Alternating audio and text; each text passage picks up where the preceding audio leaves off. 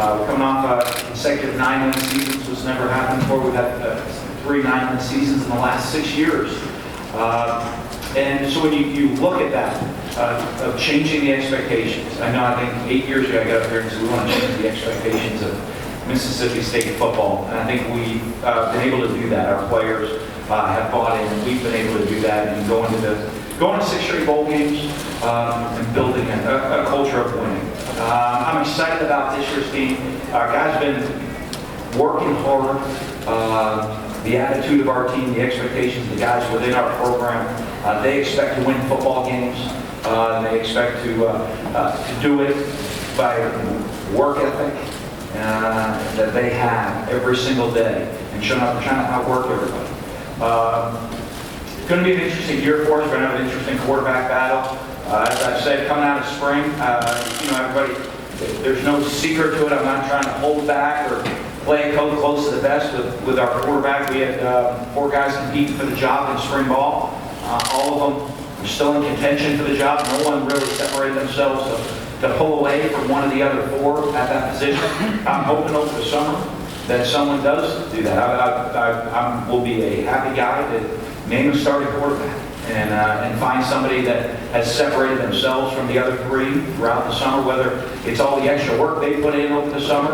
If it happens in the first week of training camp, great. If it has to happen game week, fantastic. I hope it does happen, or it might take into the course of the season. We don't know, but excited about those 3 guys. They're going to bring a new look to our offense. We'll be a little bit different on offense this year, but we're going to do that because we're playing with a different quarterback. Got a lot of good players coming back from the offense side of the ball. All our running backs are back. We have some starters coming back in the offensive line. We're going to have to depend on the running game a little bit more this year than we did last year.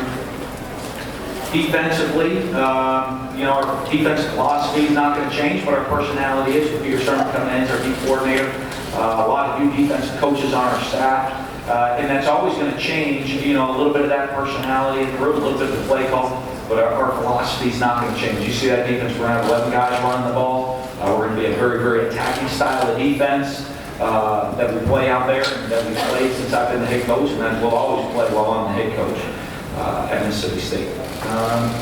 Got some good guys with us here today too. I don't know if you got Richie Brown, great young man, working on MBA, graduated already. A.J. Jefferson, who's had a tremendous career. He's a young guy with great work ethic. Fred Ross, all SEC receiver back, to lead us as a playmaker this year. So hopefully you guys get some time to spend with them and enjoy being around those guys. But it's great to be back here. Great to see everybody here in the room again, getting ready to kick off another exciting season. And some of the best time of the year is that Saturdays down south in the fall is there's nothing like it. So, questions? Thank you, Coach. If you have a question, please raise your hand. Thomas, Matt, and Tyler will get to you. Let's start over here. Again, if you give your name and affiliation, please. Pat Billy Gates' son. Dan, can you talk a little bit about Fred Ross and how important it is for him to help whoever the quarterback is after the year he had last year? Well, I think it's huge because when you look at it, you love to have everybody be veterans, but if you have some veteran wide receivers and a young quarterback, they have to take some of the onus and the responsibility of trying to make life easier for that quarterback, and also building up confidence. I think we're going to have some throws. I hope not many, but our young quarterback's going to make some mistakes, make some bad throws. The receivers are the ones that got to go over the quarterback instead of, a lot of times it's the other way around. The quarterback going to the receiver saying, hey, keep your head up, we're going to go, I need to make a drop, we're going to come right back to you.